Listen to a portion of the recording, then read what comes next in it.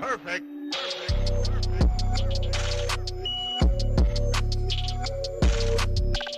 All right, and we are back. We're back! Anyone who doesn't watch the video stream, you really should at least check out the VOD sometime just to watch Cody say, and we're back every week. It gets just a little more ridiculous every week. It's actually, disclaimer. So actually, this is just about me. This isn't about a horror movie or anything. I love making really obscure references.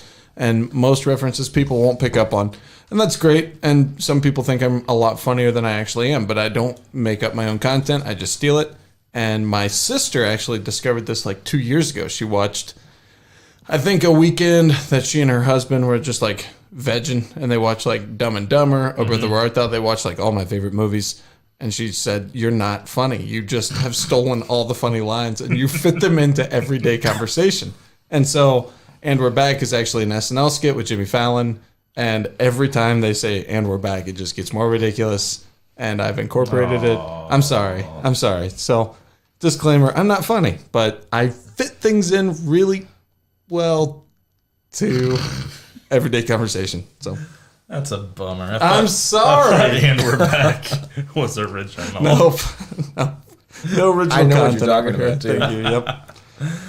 All right, let's break down some trivia of the Burbs. First of all, it was filmed during the writer's strike of 1988.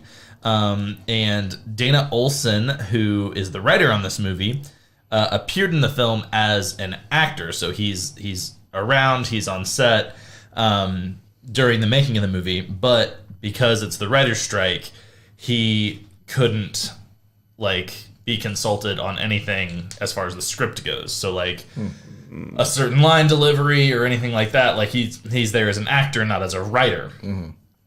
So what's funny about that is Joe Dante just encouraged all of the actors to improvise as many of the scenes as possible. Yes. Just kind of as a way to fuck with him because he can't do anything about it. That's incredible. So a couple of the improv lines or scenes. First of all is the line...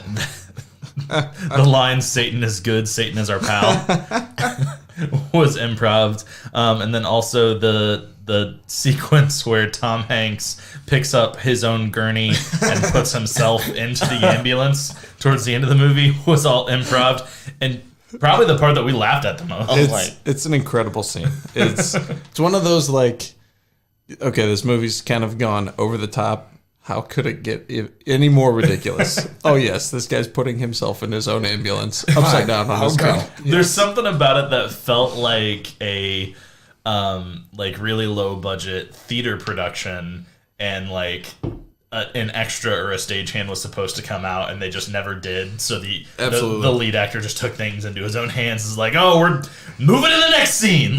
Yep, absolutely. Loved it. That's awesome. It was so funny. Also, the film was shot in sequence, which is really interesting for a movie with this many stars in it. They actually shot it chronologically. I thought that was shocking. We talked about that. Movies that are shot in sequence in a really early episode of the podcast. So to watch this movie and see kind of how much went into this movie and that it was shot chronologically is really interesting. I think I'm just going to insert a little bit. I would love to know. I don't claim to be a huge movie buff. I would love to know the list of movies that are shot chronologically, right? Because I think it would be shockingly small. Mm-hmm.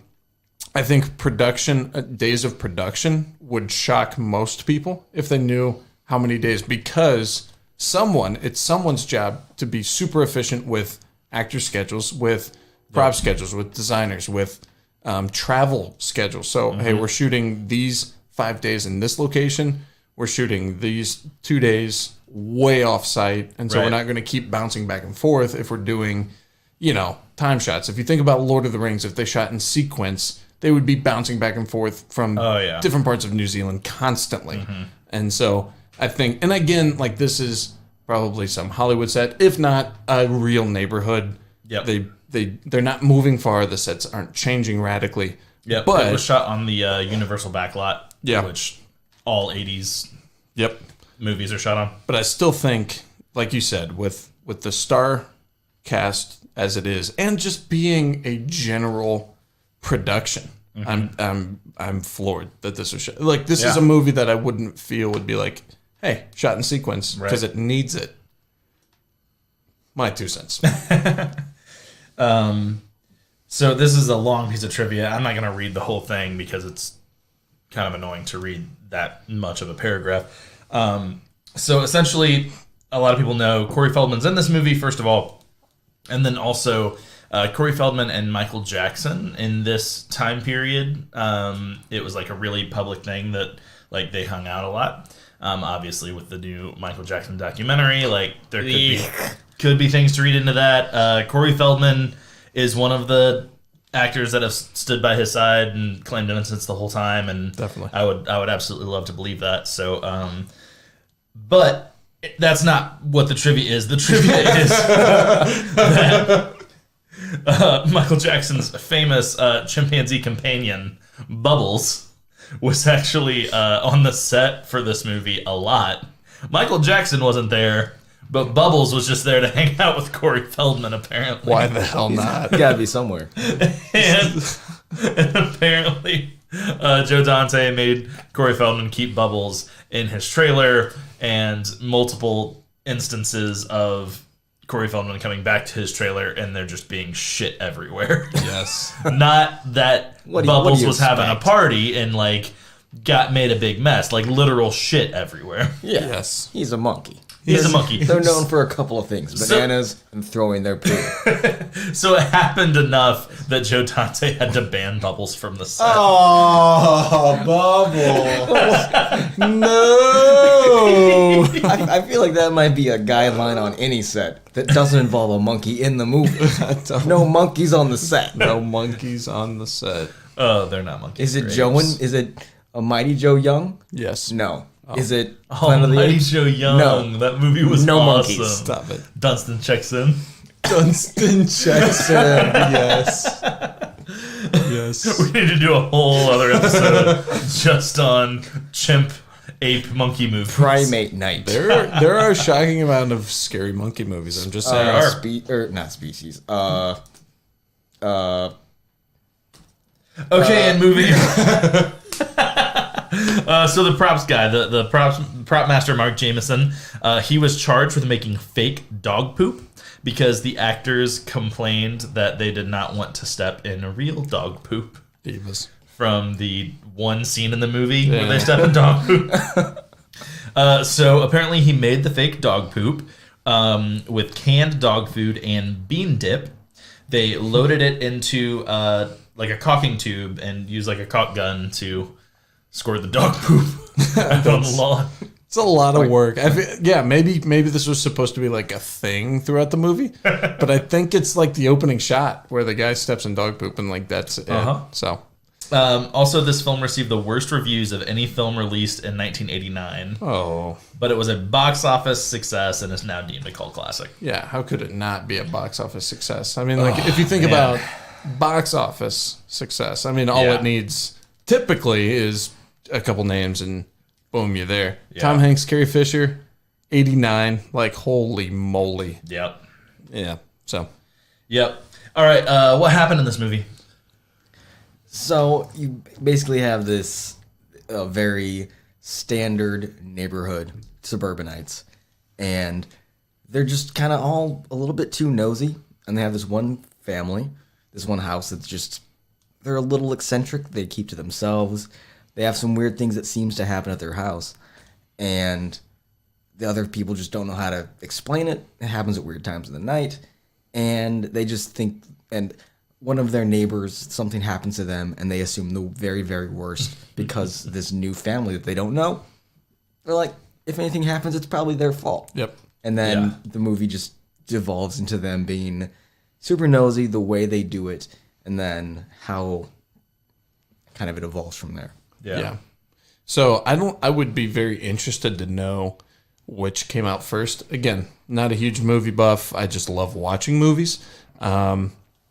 But did this come out first or did Money Pit come out first? We can find out. Because it is, to me, this is like Money Pit came out before slightly scary Money Pit. And of course, like Tom Hanks is known to remake the same movie many Money times. Pit was 3 years before this movie. Okay. So this is like slightly scary, slightly horror themed Money Pit, where it just becomes ridiculous so fast. But it's still great. I mean, it's still a great movie, where, it's kind of a, hey, worried about the neighborhood, worried about neighbors. I don't know. Yeah. I personally have a story about this right now. I'm just gonna go there. You're fine. I got some neighbors that are up to questionable things.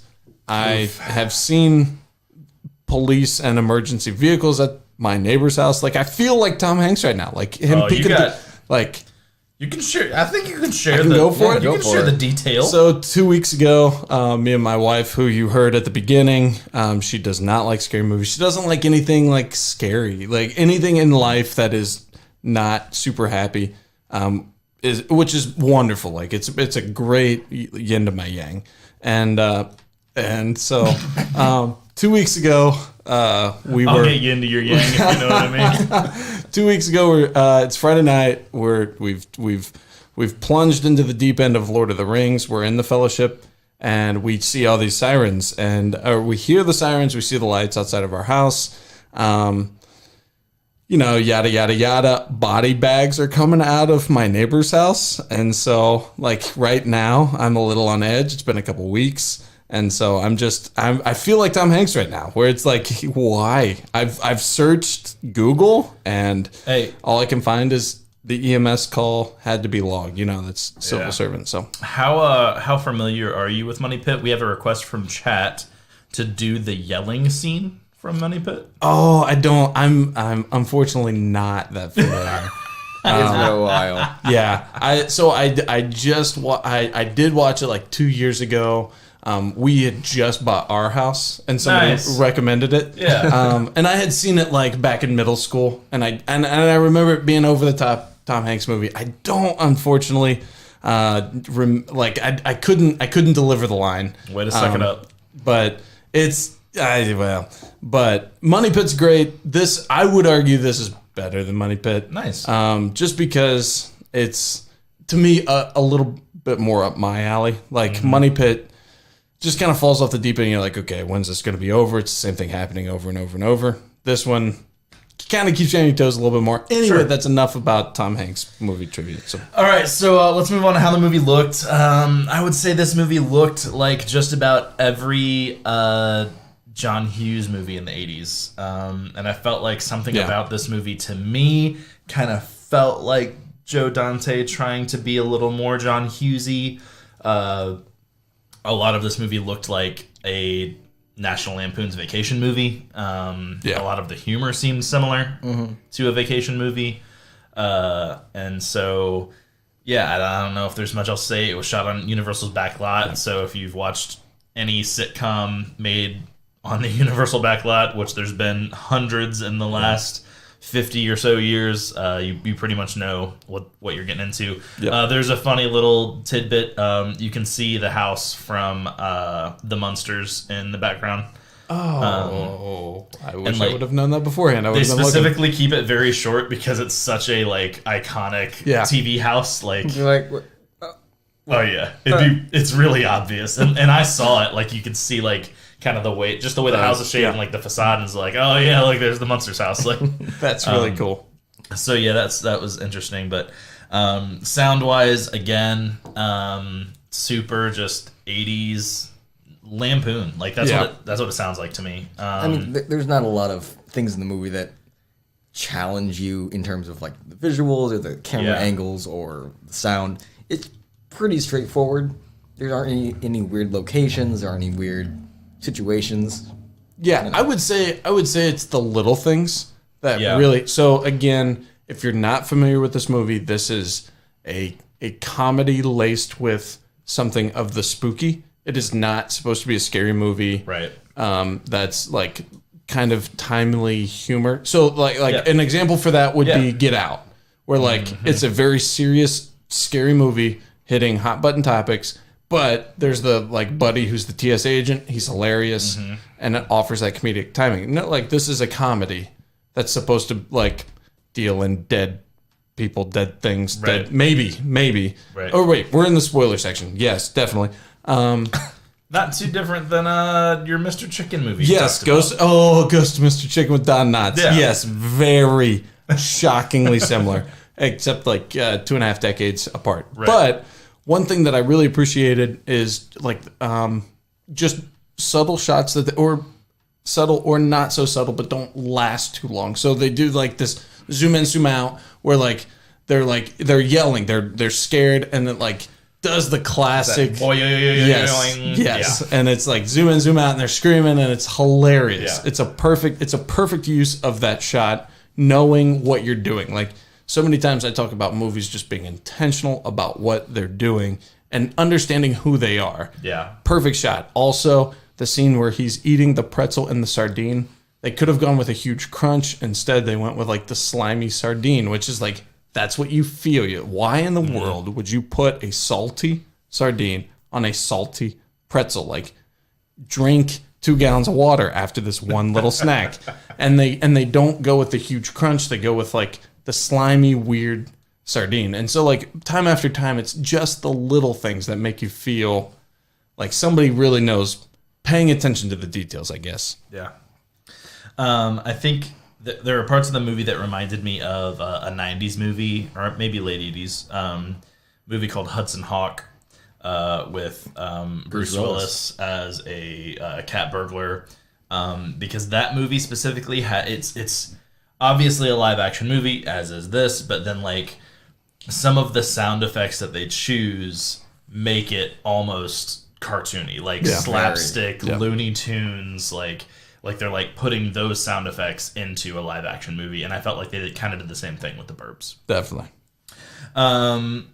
Okay, so first of all, obviously, credit where credit is due. Our wives chose this movie for us to watch today. God bless them. If you listen to the top half of the show, obviously they are really not that big into scary movies. So we are to our segment of, was this movie scary? No. No. And it was, like I said, it's not meant Not to be. trying to be. But to their credit, we did watch it on Shudder. So Shudder deems it horror enough. Yeah. So, really funny story about this. If you've been listening at all, you know that I lived a pretty sheltered childhood, mostly imposed by my mom. Mostly, she was kind of the flower child who like found her religion, and so she brought up the kind of the more sheltered, staunch upbringing. My dad he was the one who, when we were in the car, he'd flip it to the either talk radio or Christian radio, but when he was by himself, classic rock, Yeah. And so it was a weekend where it was just me and my mom. I couldn't tell you where my sister or my dad were, but it was just me and my mom. We went to Blockbuster. We knew nothing about this movie. I was maybe at max 7th grade. So this is right around the time where I'm kind of like dabbling in that Mars Attacks phase, and right around in that Jurassic Park phase. And we rented the Burbs, and it was like, I don't know, to her, like, this is probably just enough of a horror movie. Like, she loves The Ghost of Mr. Chicken with Don Knotts, so this is just enough. And for me, it was like, is this borderline? Is this supposed to be funny? Like, it was kind of one of those, like, am I supposed to read through this? So it was I have great memories around this movie. And like you said, like, it does keep kind of the question at bay enough through the movie that, I mean, like, could this go over the top, or could this just be like a classic, I don't know, suburban conspiracy kind of. Well, I mean, back fear, to what happens in the movie, I would say, I'll be honest. I do not have nostalgia for this movie. I never watched it as a kid or anything. I'd never even seen it before. So I was kind of bored, if I'm being honest. I was playing on my phone halfway through. But the last 20 minutes of the movie is really good. Yeah. I really, really enjoyed the last 20 minutes of the movie. And I loved, so they make it out to be So they're investigating this family. They think that they killed somebody. Tom Hanks is like down in the basement of their house, and like he believes that he's digging up a dead body, and then he hits a gas line, which caused the entire house to explode. Boom, baby. Whatever. The people come home, and the police are arriving all at the same time, and he, stumbling out, scorched and battered, and they're patching him up, and then one of the other neighbors that was kind of a part of this group of misfits trying to investigate. Yeah, trying to investigate this neighborhood watch they created themselves. Yes. Is still going off. Oh, you'll find a dead body in there. Just ask him. I forget all the characters' names. Yeah. Just is like, ask Tom Hanks. He knows. He saw a body in there. And then Tom Hanks just loses it. Straight up Jeff Goldblum moment. Yep. Just loses his mind on this guy. And he's just like, they aren't the monsters. We're the monsters. We're the crazy people creeping around, breaking into people's houses. And like, I was like, oh, this is really good. Yeah. This is so great.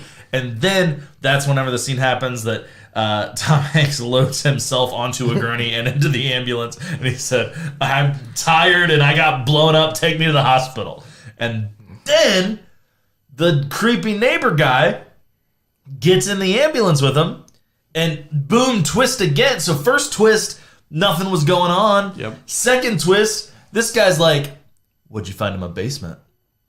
He's like, oh, there's nothing. He's like, oh, I know you saw the skulls down there. Boom! What? Double twist! Double twist! Double twist! Gotta love the double twist. And I was like, this movie's so good. Yeah. I was so bored halfway through the movie. But literally, the last 25 minutes of the movie is just gold. So let me slip in real quick and say, my wife was here tonight. She's on spring break, and she had to leave about halfway through. And she before we left, she said, "Can we finish this sometime?" Like she was all in. She was all in. So Yes. so it's kind of one of those things where like just know the movie you're going after. Know I say that all the time. Like kind of know what you're getting into. If you are someone who enjoys scary movies, twists, just anything slightly spooky, and you have someone in your life who doesn't love it, it's gonna capture all parties. Absolutely. Yep. So scare of the week. Man. It's just the needle, man. Yeah. I would say, I figured you'd say the needle. I'll go kind of the dog jumping out of the basement. Like everybody wanted to get in the basement. Dogs aren't scary. Dogs aren't scary, but Dogs aren't scary. it was I don't know. the dog. Marmaduke's kind of scary. The dog big wasn't dog. necessarily scary, but it wasn't expected. Like we didn't see any dog barks. We haven't seen a neighbor dog. Like this isn't The Sandlot where we know that there's a big scary dog somewhere. Right. We We didn't know there was a dog at all. Yeah. So assuming that you guys are gonna say needles, I tried to think something different. It's good. Not a ton of scares. No, not a ton of scares. Kill of the week. There's nothing to say. There isn't one. I was actually gonna say it's not a kill, but I would say the attempted kill of Tom Hanks at the end is incredible. It is incredible. Like the ambulance crashing into the house. Yeah. Cousin, we'll call him Mose because that's the only thing I can like really pin him to. Hans. Hans. His name is Hans. Like Hans's face crashing into the house was the most. It was the most like Die Hard-esque scene of just like a villain like seeing its doom and then he doesn't die. Like, it's incredible. Die Hard. Villain. Hans. So okay, we'll keep moving off of that. So I would say, and then like just the whole like gurney flipping out. They're wrestling on the gurney as it's like rolling down the street. Oh, yeah. And nobody seems worried about this. It's incredible. It's not a kill, but it's an attempted murder.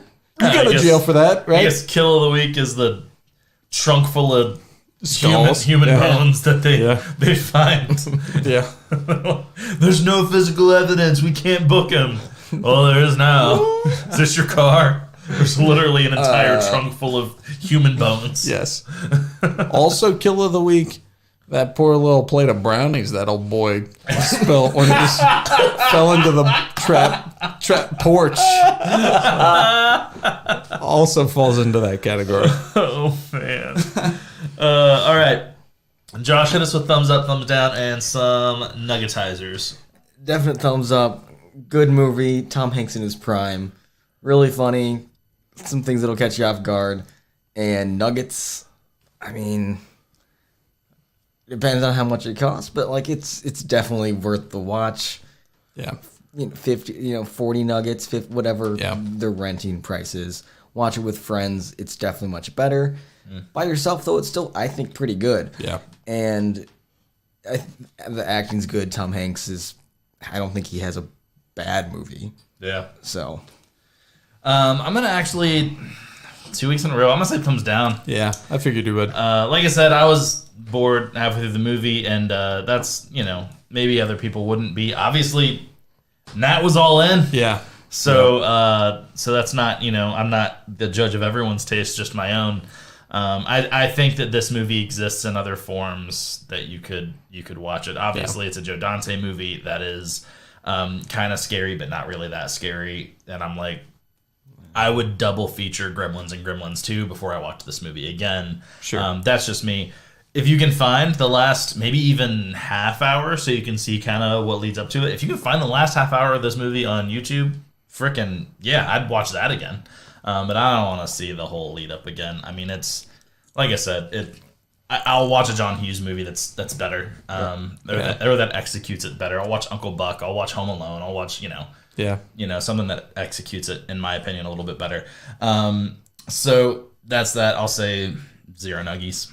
Oh, I mean, it's not a good scary movie. Zero In nuggies. in the spirit of the cool. podcast, it's not a great scary movie. It isn't. I just enjoy the movie, period. Yeah, and I think, and I hadn't seen it before, so. And I think Right. again, this And is it's so many times in this moment I'm splitting hairs, and so I again will split hairs, and I will just say, know what you're getting into.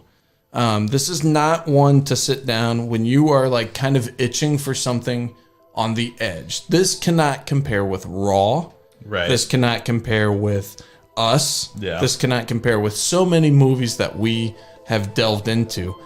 But for me, having a significant other who hates horror movies Sure. and has the nostalgic feel, I'm going to say thumbs up. And I'm going to say kind of like Josh, like 20 to 40 nuggies. Mm-hmm. This is something that you should be able to get on Amazon for pretty cheap. Any kind of like disc replay, pretty cheap. Yeah. Even just family. I don't know if you have family video around you.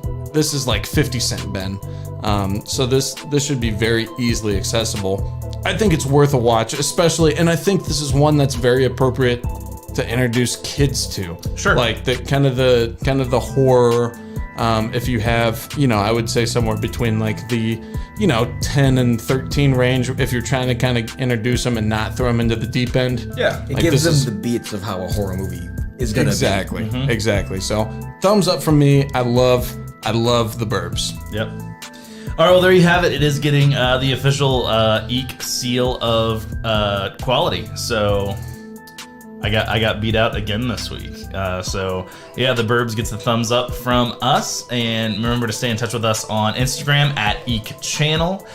We do have other shows, other content that's going to be coming out soon. So we're going to be doing some special coverage of the new Twilight Zone series, which we're really excited about. And yeah, I mean, the future is bright. The vision for Eek Channel is to have multiple different shows happening and a lot of different pieces of content, different types of content. So it's going to keep coming.